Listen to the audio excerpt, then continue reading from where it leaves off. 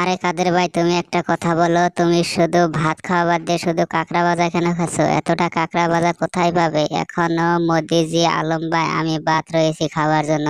আর তোমাকে কয়টা কাঁকড়া ভাজা দিয়েছি, তুমি শুধু কাঁকড়া ভাজাই খেয়েছো, ভাতের মধ্যে হাতই লাগাও নাই। ভাত তো খাবোই হাসিনা বুবু, কিন্তু আমার সামনে যদি কাঁকড়া ভাজা থাকে আমি কাঁকড়া ভাজাই আগে খাই। কিন্তু কাঁকড়া ভাজা আমার কাছে খুব পছন্দ, খুব ভালো লাগে, সেই জন্যই আমি সাগর থেকে কাঁকড়া ধরে নিয়ে এসেছি।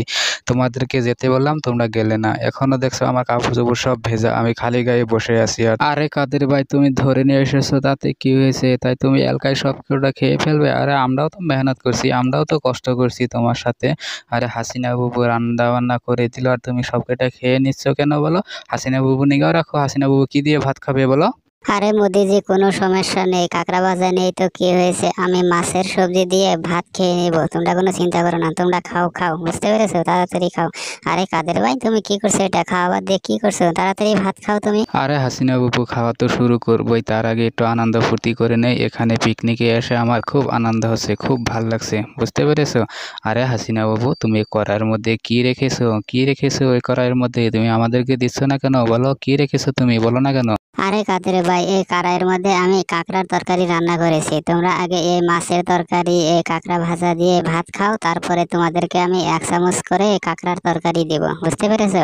আর কাঁকড়ার তরকারি খেয়ে দিয়ে তারপরে বাড়িতে চলে যাব। তাড়াতাড়ি খাও, তাড়াতাড়ি খাও তোমরা। কিন্তু হাসিনা বাবু, তুমি খাচ্ছ না কেন? তুমি ভাতের মধ্যে হাত দিয়ে বসে রয়েছো কেন? তুমিও তাড়াতাড়ি খাও, আমরা তাড়াতাড়ি খেয়ে চলে যাবো এখান থেকে। আরে হ্যাঁ আলম ভাই, তুমি একদম ঠিক কথাই বলেছো। আরে আমি খাওয়া দাওয়া করছি, কিন্তু তোমাদেরকে কি কি লাগবে সেই জন্য দেওয়ার জন্য বসে রয়েছি। তোমাদেরকে কি লাগবে বলো?